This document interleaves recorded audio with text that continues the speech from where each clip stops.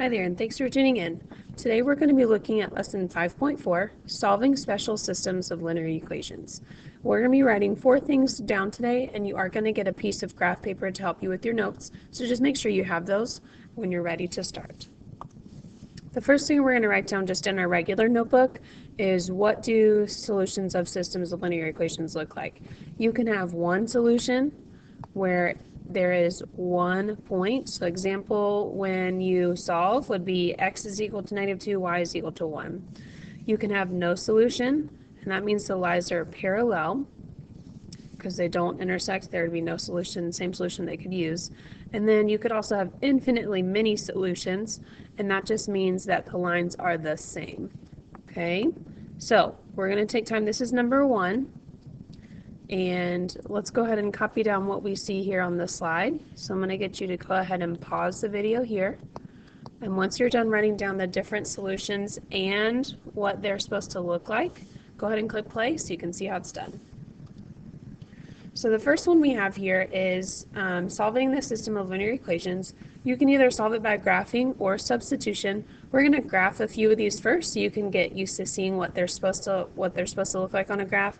And then once you get to your homework, you'll be able to maybe identify a little bit easier and quicker what solutions they would mean. So the first thing I'm going to do is I'm going to graph this first one in equation 1 in purple. My y-intercept is 1 and my slope is rise 2, run 1. I'm going to do that real quick. Okay, and then that's just going to produce a little straight line right here. And then the other one I'm going to graph in red. That is, again, -5. And then same slope again. And notice how they have this, when they have the same slope, that means they're parallel. And right before we turned the page, you wrote down that parallel lines never intersect. So we would call this no solution.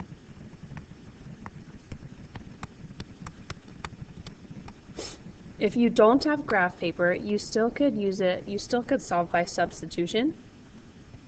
So both of these are solved for y. So what I'm going to do is I'm going to plug in this y for this one up top. So instead of saying y is equal to 2x plus 1, I can just say 2x minus 5 is equal to 2x plus 1. And then I could go ahead and get my numbers cleared out. So I'm moving all my x's to the left. I get 0 on the left, and then I get 6 on the right. 0 is not equal to 6, so again, that would be no solution.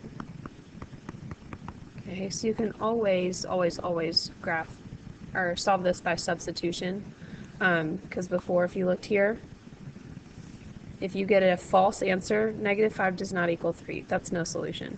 But if you get like 7 is equal to 7, that's always true. So that's always going to be infinitely many solutions, kind of taking it back to like chapter 1. And then one solution would mean that you can have an x value and you can have a y value, and they can be plugged in as an ordered pair. Okay? So just make sure you have that in your notes too. Another way we can do it is sometimes maybe this is not, these points are not put into slope-intercept form, so we would have to do that. So for equation 1, I'm going to add 2x to both sides. So that equation 1 is y is equal to 2x plus 3. So I'm going to go ahead and graph that. And then my slope is still 2x, so rise 2 over 1.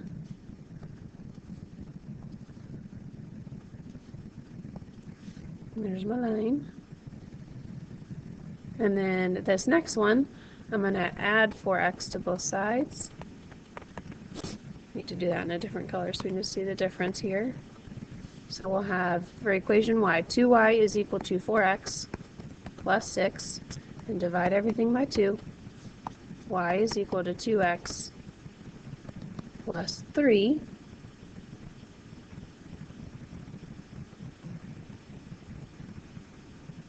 And notice that this equation 1 also matches with the equation 2. Because they are the same equation, we're going to say infinitely many solutions.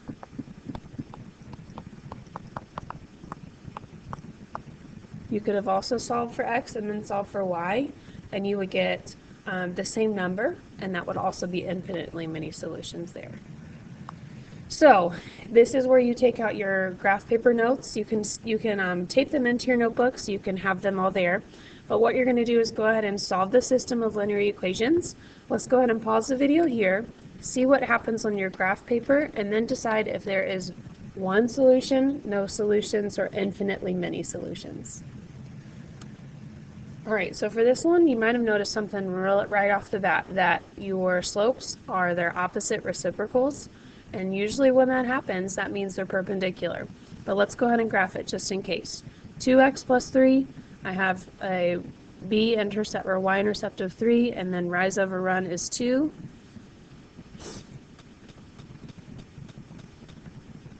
So there are a few points there. You might have less than me, that's fine. Just as long as you fill up your graph, you'll be able to intersect.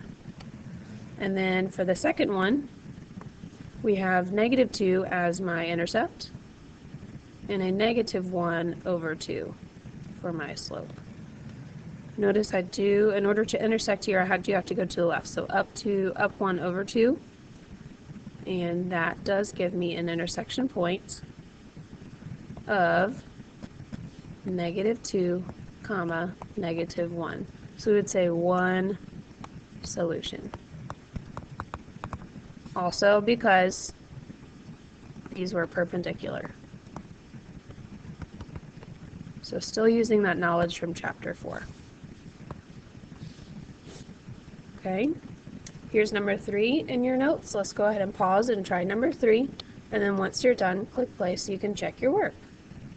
All right, so both of these are almost in slope-intercept form. We just have to move some few things around. That first one, I'm going to divide everything by negative 1, so y could be completely by itself. So I get y is equal to x minus 1. I'm going to go ahead and graph that one too. So minus 1, and then rise over 1 is just 1, 1. So all these little units here.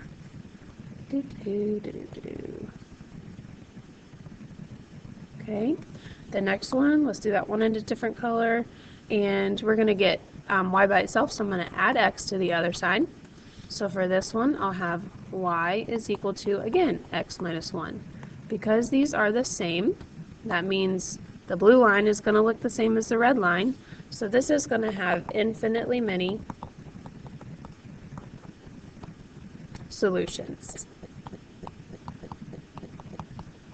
And the reason why we know that is because they're the same equation.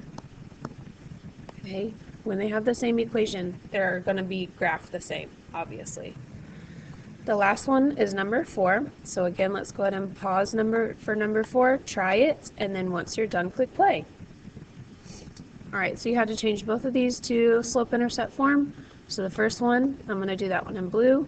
We're going to subtract x from both sides to get y by itself, so we get 4y is equal to negative x minus 8, and then divide everything by 4, so that x is equal to negative 1/4 y is equal to negative 1/4 x minus 2. And then our other guy, we're also going to get y by itself, so I'm going to add 12 to both sides. So down here I'll get 4y is equal to negative x plus 12. If I divide everything by 4, I get y is equal to negative 1/4 plus 3. Again, notice my slopes are the same. So when your slopes are the same, they're more than likely parallel. But just for kicks and giggles, we're going to go ahead and graph these two lines. So I'm going to start with green since I've still got my green one. So we're going to go up 3, 1, 2, 3, and then rise over run is down 1 over 4.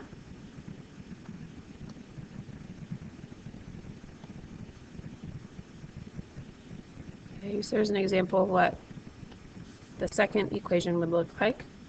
And then that first equation, my intercept is negative 2, and I'm still down 1, run 4. So these will never intersect. So for this one, in number 4 in your notes, it is no solution. And we can see that clearly because they are parallel. Okay? That's going to conclude our notes for today. Thanks so much for tuning in, and we'll catch you next time.